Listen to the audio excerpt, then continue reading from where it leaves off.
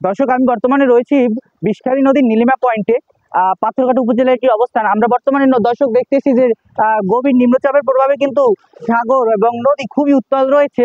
আমরা যখন এসেছি এখান থেকে আরো 2-3 হাত নিচে কিন্তু পানির পরিমাণটা ছিল, মানে আমরা তখন দেখেছি ওখানে, কিন্তু সেখান থেকে কিন্তু পানির পরিমাণটা আস্তে আস্তে দর্শক একদম এই পর্যন্ত আসছে। এবং গত রাত থেকে পাথরঘাটায় কারেন্ট নেই এবং সাথে সাথে কিন্তু নেটওয়ার্ক ব্যবস্থা, মোবাইল নেটওয়ার্কও কিন্তু পুরো অফ রয়েছে।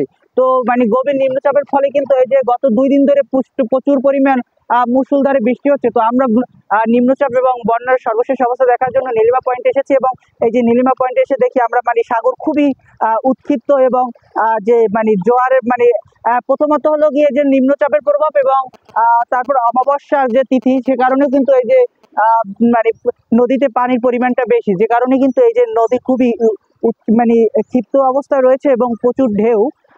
তো এখনো কিন্তু যতদূর সর্বশেষ আপডেট পর্যন্ত কিন্তু এখনো 4টি সমুদ্র বন্দরকে 3 নাম্বার স্থানীয় সতর্কতা সংকেত দেখাতে বলা হয়েছে। এবং এই যে ঢেউ এবং এই যে নদীর জোয়ারের পানির কারণে কিন্তু যারা বেড়িবাঁধের বাইরের সাইডে রয়েছে তারা কিন্তু খুবই চিন্তিত এবং অনেক স্থান কিন্তু পানিতেও নিমজ্জিত। তো পাথরঘাটা থেকে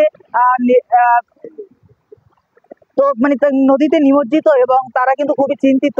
এবং আমরা তাদের সাথে কথা বলে জেনেছি যে যে বৃষ্টির কারণে এবং বাতাসের কারণে কিন্তু তাদের বাড়িতে বৃষ্টির পানি এবং পানিও ওঠে এবং এই যে নদীর পানি বেশি বৃদ্ধি পাওয়ার কারণে কিন্তু তাদের এই যে জোয়ারের পানির জন্য তারা কিন্তু পানিতে নিমজ্জিত হয়। তো বরগুনা জেলার পাথরঘাটা থেকে গভীর নিম্নচাপের এই ছিল আমার কাছে সর্বশেষ অবস্থা।